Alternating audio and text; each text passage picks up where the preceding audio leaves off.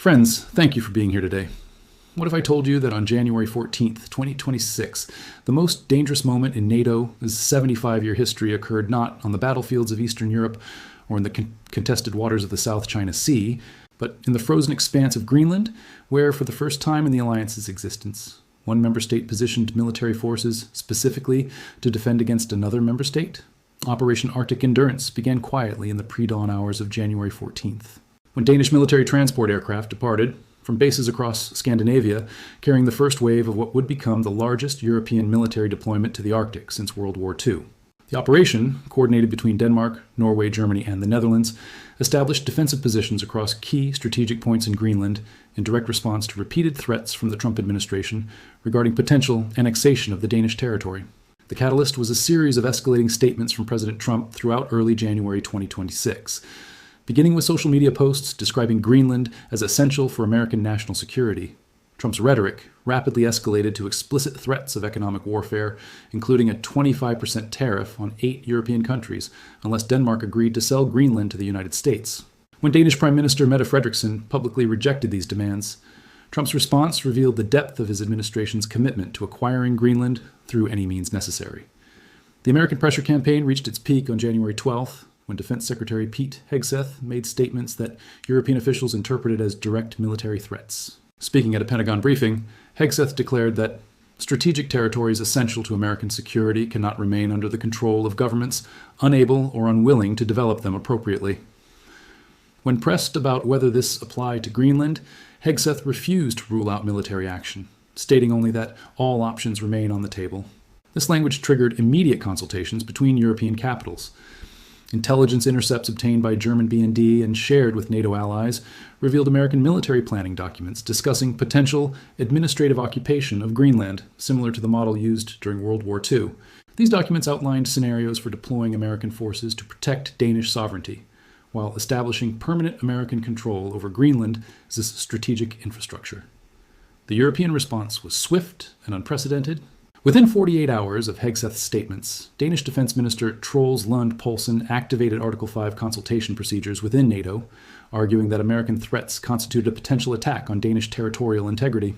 When the United States blocked formal Article 5 proceedings, claiming that internal NATO disputes fell outside the Article's scope, European allies recognized that the alliance's collective security framework had effectively collapsed. Operation Arctic Endurance represents the first independent European military action taken explicitly in opposition to American policy since NATO's formation. The deployment includes approximately 3,200 personnel from 4 European nations, establishing defensive positions around Greenland's critical infrastructure, including Thule Air Base, which hosts both American and Danish military facilities. The European forces are positioned specifically to prevent unauthorized American expansion of military activities beyond existing agreements. The military logistics revealed sophisticated planning behind what appeared to be a rapid response. Danish C-130 aircraft, supported by German and Dutch transport planes, established an airlift capability that moved personnel and equipment to Greenland within 72 hours. Norwegian Arctic warfare specialists provided cold weather expertise, while German engineering units rapidly constructed defensive positions and communication infrastructure designed to monitor and, if necessary, challenge unauthorized American military movements. The symbolic significance of European forces taking defensive positions against American expansion cannot be overstated. At Thule Air Base, Danish and German soldiers now patrol perimeters, specifically to ensure that American personnel do not exceed geographical boundaries established in existing basing agreements. European forces have established checkpoints on access roads and installed monitoring equipment to track American military activities. This represents the first time since World War II that European soldiers have been positioned to potentially engage American forces in combat. The economic dimensions extend far beyond Greenland itself. Trump's threat of 25% tariffs on European goods represents approximately $400 billion in annual trade, making it one of the largest threatened economic sanctions in modern history. European officials recognized that capitulation on Greenland would establish a precedent for American territorial demands elsewhere, potentially including other strategically valuable territories under NATO member control. The legal framework surrounding Greenland's status provides crucial context. Greenland operates under a unique constitutional arrangement with Denmark, maintaining autonomy over domestic affairs, while Denmark retains control over foreign policy and defense. Any transfer to American control would require approval from both the Danish parliament and Greenland's legislature, creating multiple veto points for American acquisition efforts. However, Trump's statements suggest his administration is prepared to bypass these legal requirements through unilateral action. References to administrative occupation and protective custody in leaked planning documents indicate that American forces might attempt to establish control over Greenland strategic assets while claiming to act in Danish interests. This approach would mirror historical American interventions in territories deemed strategically essential, regardless of local sovereignty claims. The strategic geography explains why both sides view this territory as essential. Located between North America and Europe, Greenland controls access routes through the Arctic Ocean that are becoming increasingly navigable due to climate change. The island hosts crucial early warning radar systems monitoring potential missile launches, while its deep water ports provide strategic naval access to Arctic shipping lanes that could handle up to 25% of global cargo traffic within 2 decades. American interest has intensified as Arctic ice retreat opens new opportunities. Control over Greenlandic territory would provide dominant influence over Arctic navigation, potentially allowing American forces to control access to shipping lanes. The island's rare earth mineral deposits, essential for advanced military and civilian technologies, add another strategic dimension to American acquisition interests. European resistance reflects broader concerns about the Trump administration's approach to alliance relationships. European officials view the Greenland crisis as a test case for American willingness to respect Allied sovereignty when it conflicts with American strategic interests. Capitulation would establish precedents that could affect other territories under European control. The Russian and Chinese responses provide additional complexity, threatening to transform a transatlantic dispute into global confrontation. Russian officials have offered security guarantees to Denmark against American territorial expansion, while Chinese diplomatic sources have suggested Beijing might recognize Danish sovereignty over Greenland in exchange for expanded Arctic cooperation agreements. Both offers represent attempts to exploit NATO division for strategic advantage. Russian President Putin's statement describing American threats against Greenland as textbook imperialism carries particular irony, given Russia's own territorial expansions, but signals Moscow's recognition that NATO's internal crisis creates opportunities for Russian advancement in the Arctic region. Chinese interest in Arctic shipping routes means Beijing has strategic incentives to prevent exclusive American control over Greenlandic territory. The domestic political implications in the United States reveal deep divisions within American strategic planning communities.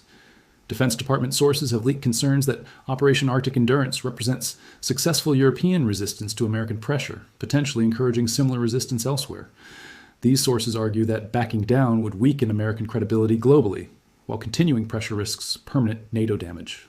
Congressional responses have been divided along partisan lines, with Republicans generally supporting Trump's aggressive stance, while Democrats express concern about long-term alliance costs. Several Republican senators suggest European resistance proves NATO has outlived its usefulness, while Democratic leaders warn that alienating European allies will weaken American global influence and strengthen rival powers. European unity in response has surprised observers who expected traditional divisions to limit coordinated resistance. However, the unprecedented nature of American territorial demands against a European ally has created consensus that resistance is essential to maintaining continental security. Even countries traditionally aligned with American preferences, including Poland and the Baltic states, have expressed support for Danish sovereignty. The timeline for resolution remains unclear, as both sides have committed to incompatible positions. American officials continue describing Greenland acquisition as essential to national security, while European leaders have declared any territorial compromise would establish unacceptable precedents for future American demands. This suggests the current military confrontation could persist indefinitely. The precedent established by Operation Arctic Endurance extends beyond the immediate dispute to encompass broader questions about sovereignty and alliance relationships in the modern international system.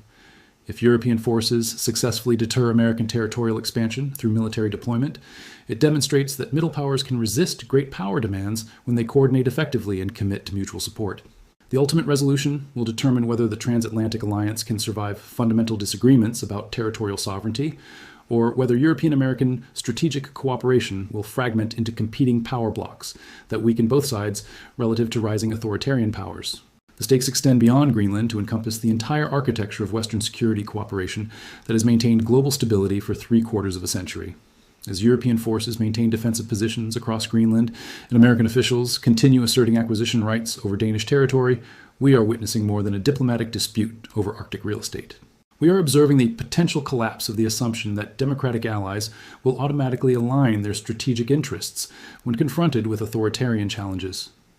The quiet deployment of European forces to defend against American expansion represents a fundamental transformation in transatlantic relationships that cannot be easily reversed through diplomatic negotiations or leadership changes. Trust, once broken between military allies, requires generations to rebuild. The precedent that allied nations must defend themselves against each other's territorial ambitions destroys the basic assumptions upon which collective security arrangements depend. The soldiers maintaining watch in Greenland's frozen wastes are not just defending Danish territory. They are defending the principle that alliance relationships require mutual respect for sovereignty, even when strategic interests conflict. The outcome of their vigilance will determine whether democratic nations can maintain cooperative security arrangements, or whether the future belongs to a more chaotic system where might determines territorial control, regardless of legal claims or alliance commitments.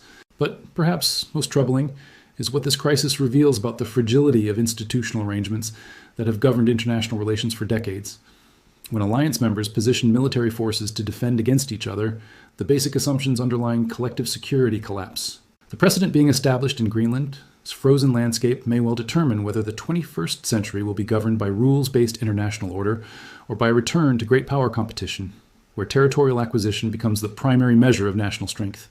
The implications extend far beyond Arctic geopolitics to encompass the future of global governance itself.